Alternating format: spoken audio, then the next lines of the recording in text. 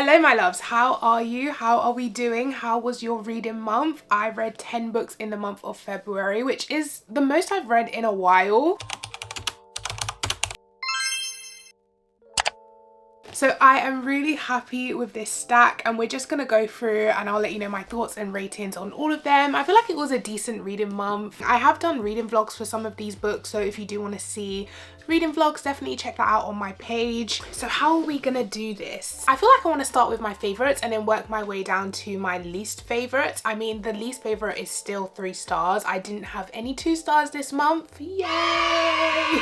So yeah, it was a really good reading month, but we're gonna start off with my favorite read of February, which was Silver Elite by Danny Francis. Now, I did a reading vlog with this book in it. It was reading 100 pages a day, so definitely check that out if you want to see my reactions and stuff like that. But this is a dystopian romance and it comes out in May 2025. But guys, this is so fast paced, it's so edge of your seat, it's high stakes, it's just everything I wanted it to be. And I had a couple friends that had already read this, and when they recommended it, I'm like, yeah, sure, okay. You know, you're never really sure how much you're gonna enjoy it, but oh my god, this lived up to the hype and I'm so glad that they pushed me to read it. So this story follows Ren, who has been in hiding because she is modified, and in this world there was a last war and there was radiation which modified some humans, but some humans didn't get modified and they're called primes. So the modified have telepathy where they can do things with their mind, of course, mind read. Some people can heal, some people can project images into other people's minds, and some can insight, which means that you can basically control their mind and make them do what you want. And our female main character Ren is modified, so she's been in hiding with her uncle. Something happens and she gets pulled into the military command for Silver Elite. So she's in training for Silver Elite and there's a certain commander, well, I think he's a captain of Silver Elite, and there's some tension, there's some yearning, and it was just everything I wanted it to be. I would highly recommend pre-ordering this or reading it when it comes out because you won't be disappointed. If you do like dystopian, if you do like divergent with a little bit of spice, this will be perfect. Next I read, well, I'm not going in order, but I'm just going through the ones that I read that I loved. So next is Kingdom of Claw, which is the second book in the Ashen series. So the first book was The Road of Bones. This was everything I wanted it to be as well. It is the perfect sequel to the first book. I feel like the first book I enjoyed, I gave it 4 stars, but this book took it to a whole nother level. There's a different POV that we get in here that I thought really carried this book and kept me on the edge of my seat because it was so high stakes. But also I did enjoy our female main character Scylla's POV. I feel like hers was quite slow but necessary for her journey as a character, and I do feel like this is the perfect fantasy romance for fantasy readers if you do enjoy court politics and political fantasy, but also magic and training and all of these amazing things that we love about fantasy. This book has it with a side plot of romance. So I really enjoyed this book. I can't say much on it because it is the second book in a series, so I can't delve into plot, but the first book basically follows Scylla. I'm trying to remember the first book because I don't want to say anything that is spoilery, so I'm just gonna say something happens to Scylla and she goes on the run to a safe home. So she's traveling the Road of Bones trying to find this safe road, and she meets a group of mercenaries and the story goes from there. And yeah, this was the perfect continuation and everyone that I have seen read this book love it, so yeah, I would recommend this series. However, I did just find out that it is a 5-book series and only 2 of them are out, so I mean, it seems like there's gonna be a long wait before the series is actually completed, but I guess I'm just gonna have to read it. I love binging series, so this one is gonna be hard for me to like wait for the next book and the next book and the next book, but I think it's worth it. Next is North is the Night. So wait, I have a finished copy somewhere, but I don't know where it is. I think it might be downstairs. But North is the Night by Emily Raff. So this author actually writes hockey romance, which I know is quite popular, but this is her first dip into fantasy romance. So I was a little bit nervous because it's always tricky when authors are going from one genre to another. You're just not sure if they're skilled in that genre, but I really enjoyed this story. I feel like both POVs, because we're following 2, Siri and Aina, they're 2 best friends who get separated because Aina gets taken to the underworld by a death goddess, and Siri goes on this journey to try and save her. And the journeys that they were both on was so, once again, fast paced, high stakes. Is there a theme here? These are the type of stories that I love, where it's just edge of your seat and every single chapter is taking the plot forward or taking our characters on some type of mission or journey, and this story was everything I wanted. The romance, however, I can't say much without spoiling. All I'm gonna say is this is marketed as a sapphic romance, and I personally didn't know that before I went in, and when I was reading it I didn't get sapphic at all until the end, so I thought it was a very bizarre choice. I also read this in a reading vlog, and I feel like I said this in the reading vlog, but if someone wanted to read a sapphic fantasy romance, I wouldn't be like, this is the one, you know? I mean, they were separated for most of the book, so it kind of makes sense that the sapphic aspects weren't explored, but there was another romance going on in this book that I was truly believing and truly kind of shipping, so it was kind of disappointing for me personally to, you know, get this far into the book, into the romance, only to find out that it's a different thing. So the ending wasn't my favorite, which is why it ended up getting a 4.25 for me, but just because I didn't enjoy the ending didn't take away from the amazing story that the rest of the book was, and I enjoyed the mythology aspects in here with all the different gods. The setting was perfect in this book. It was kind of like a winter forest, and then we had the underworld, and it was just very enchanting and adventurous, and I had fun with this book. Even though the ending wasn't my favorite, I definitely will be reading book 2 just because I want to see where the story is going to go. My next favorite, I would say, was Deep End by Ali Hazelwood. Now this seems to be like Marmite. It's a love it or hate it type of book so far from the reviews that I've seen, and I loved it. I feel like this is my favorite Ali Hazelwood book. I have not read Not in Love, and I haven't read Bride or Check-in Mate, so those 3 are not included in this ranking. But out of all of the other books like Love Hypothesis, Love Theoretically, there's other ones as well, but out of all of those type of books, this one is my favorite. I feel like the FMC in this book was quirky but not annoyingly quirky, and there wasn't all of this science talk, you know, more laid back in terms of the academic aspects. I mean, they're still, even though they're swimmers and divers, they're still scientists. They're doing like a science project on the side, so there was a little bit of science, you know, Ali Hazelwood can't let that go, but it wasn't overtaking the story, and it was just nice to be in a different vibe from Ali Hazelwood, and I really enjoyed Lucas. Lucas was making me blush, and I did listen to the audiobook alongside reading it physically, so I was immersive reading, and even though he doesn't have a POV in here, it was a male narrator doing all of his lines, so it just felt, I'm blushing.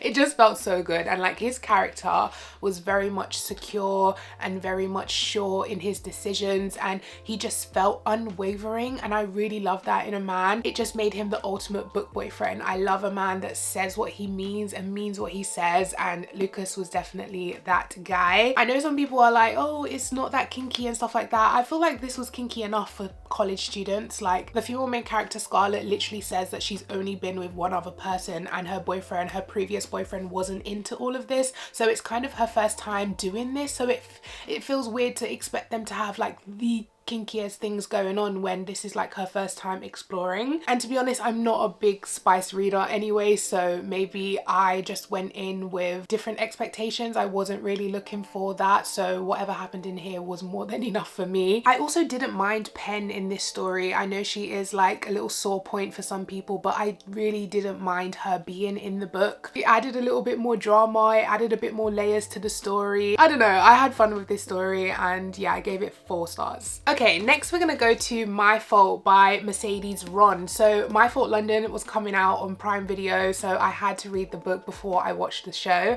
and I still have not watched the movie. Can you believe it? Life has just flown away from me this month, but I will watch it. I barely watch TV, I'm just reading my books all the time, but I've heard such good things. A few of my friends have watched the movie. I keep calling it a show, the movie, but of course I had to read the book before I watched the movie, and I actually really enjoyed this book. Now, I'm not a taboo romance reader, so this is a stepbrother romance. So her mum and his dad get married, and she moves into his house, and the romance just grows from there. The tension is delicious in this book, and it's got fun things like, you know, parties and racing, and another element that I'm not gonna mention, I'll just leave that for you to be surprised by. But I was really pleasantly surprised by how much I enjoyed this. I mean, it's not out of this world, you know, 5-star romance, nothing like that, but it's fun and I had fun. Like, what can I say? It also helped that she was kind of living my dream. I mean, aside from the stepbrother romance thing, her mum getting married to a millionaire and her moving into a mansion and getting given all these new clothes and these new cars and stuff, and of course she doesn't want it because she just wants to go back to her old life, but I would love that. Please, mum.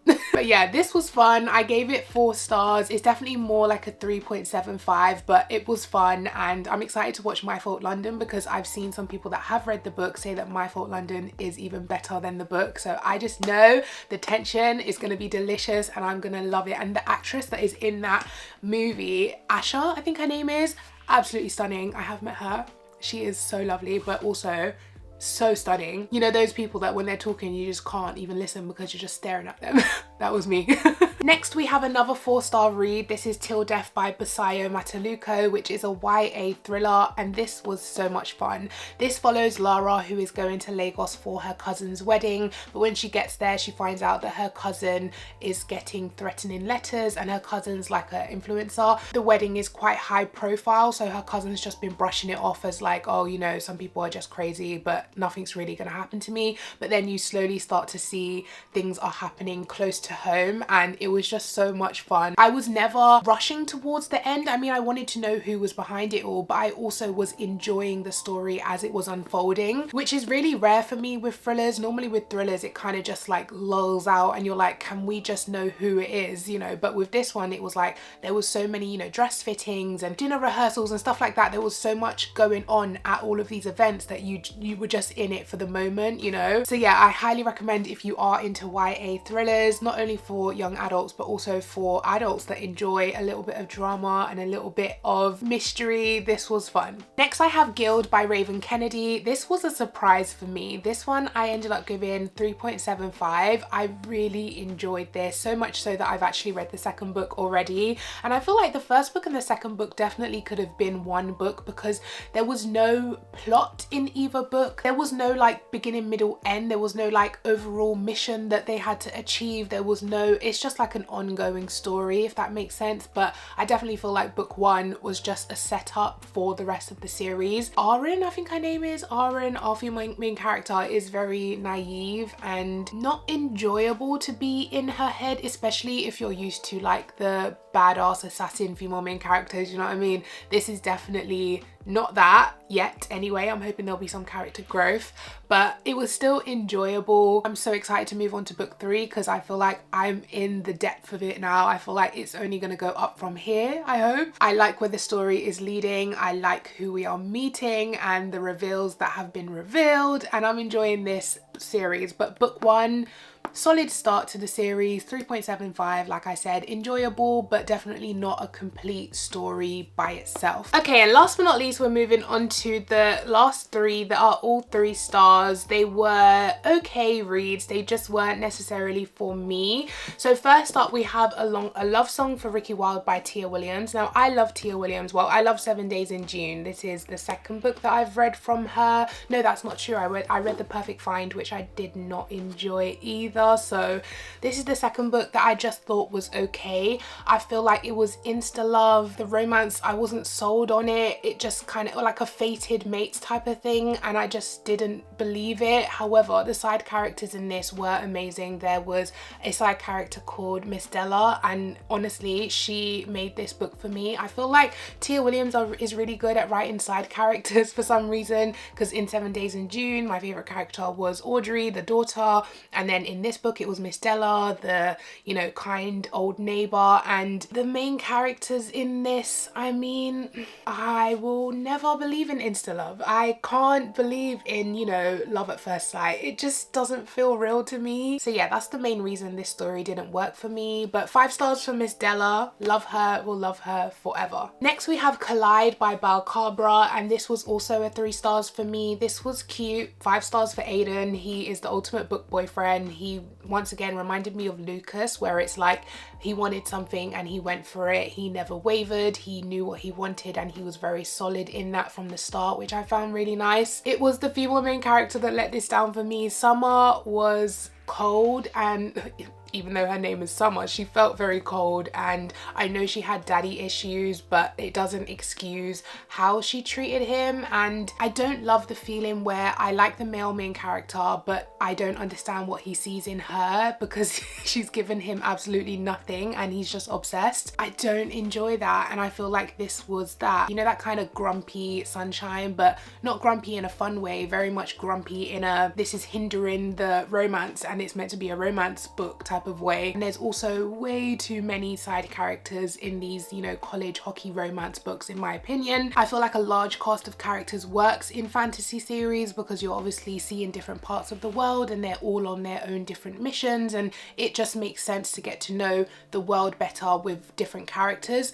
But in a short hockey romance, I'm not sure if I need to know 10 people. I think this taught me that I just don't really enjoy college romances. I've outgrown it and it's just not for me, I guess. I will try Spiral though by this author and see if that is better, but if not, then I think I'm just gonna give up. If I'm gonna do a hockey romance, I want them to be adults. I want him to be in like the, what is it called, the league. I bet it's N something, NHL, National Hockey League. I bet.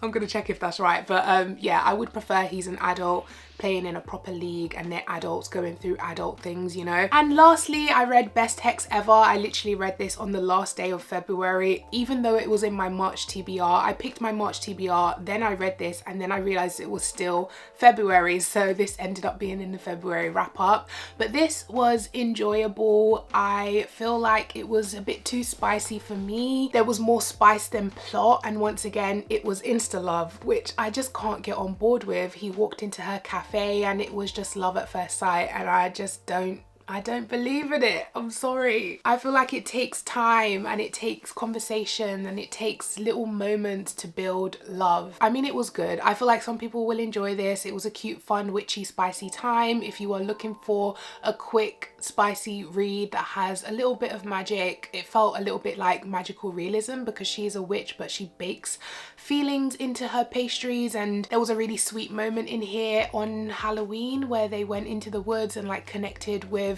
their ancestors or people that had passed, and that really brought a tear to my eye. That was a sweet moment. I also enjoyed the start of this book where, so this is going to be hard to explain, but they're basically, both of their friends are getting married. So his best friend is marrying her best friend, but they don't know because they've never met each other, but they've met each other outside of their friends, but their friends keep being like, oh, you need to meet the maid of honor, and oh, you need to meet the best man, but they don't know that that is who each other are. Do you know what I mean? So it was a really nice moment when they did finally meet and they were like, you're the best man, you know. That type of moment was cute. It was a good 3-star book and I would recommend this to some, but not necessarily my favorite. So those are all of the books that I read in February. I had a really fun time. Most of the books were over 3 stars, like I said, so I didn't hate any of these books. Some worked better for me than others, but none were like, oh my god, terrible DNF. Oh my god, I haven't had DNF all year. Yes. But if you're going to take anything from this video, read Silver Elite when it comes out, because guys, what a fun time. That was my favorite read of the month. So yeah, I hope you guys have enjoyed this video. If you did, you know what to do. Give it a thumbs up. Make sure you are subscribed and I'll see you in my next one. Take care. Bye.